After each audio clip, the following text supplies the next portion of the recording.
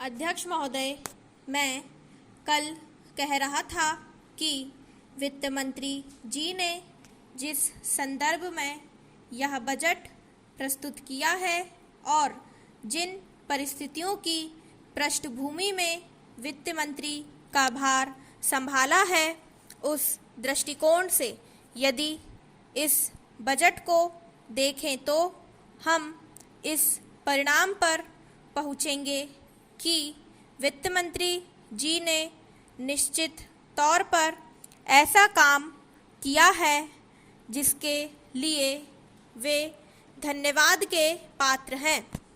उन्होंने देश की अर्थव्यवस्था को सुधारने के भार को लेकर उसमें सफलता प्राप्त करके देश की बिगड़ती हुई आर्थिक दशा को सुधारा।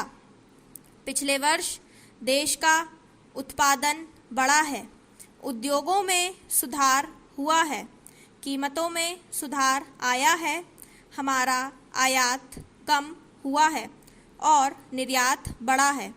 इस तरह से देश में एक नई आशा और विश्वास पैदा हुआ है।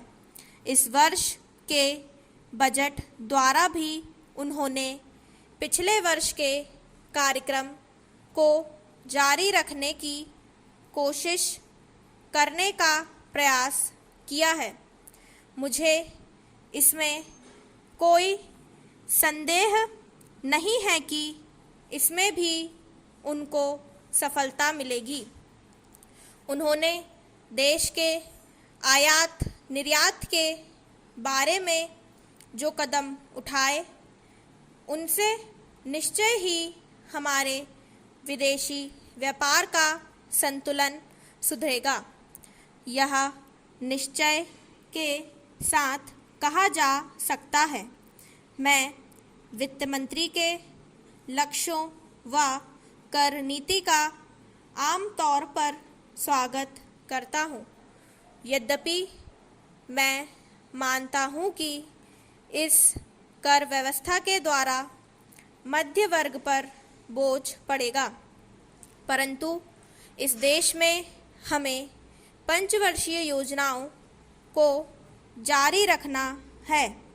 इसलिए उस संदर्भ में हमें आर्थिक साधन जुटाने पड़ेंगे और ऐसी दशा में जो लोग इस देश में ऐसी स्थिति में हैं जो कष्ट उठाकर के भी कुछ दे सकते हैं, उनको देश के लिए देना ही पड़ेगा। Para change.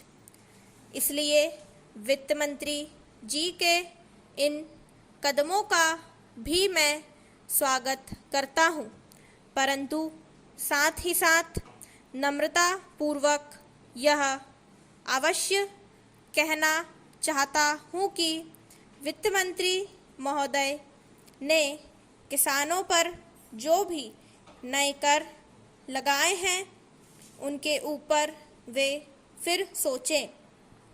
मेरी मान्यता के अनुसार वित्त मंत्री द्वारा खाद पर जो कर लगाए गए हैं, जो शुल्क लगाया गया है, वह एक ऐसा कार्य है जिससे इस देश का विकास रुकने वाला है।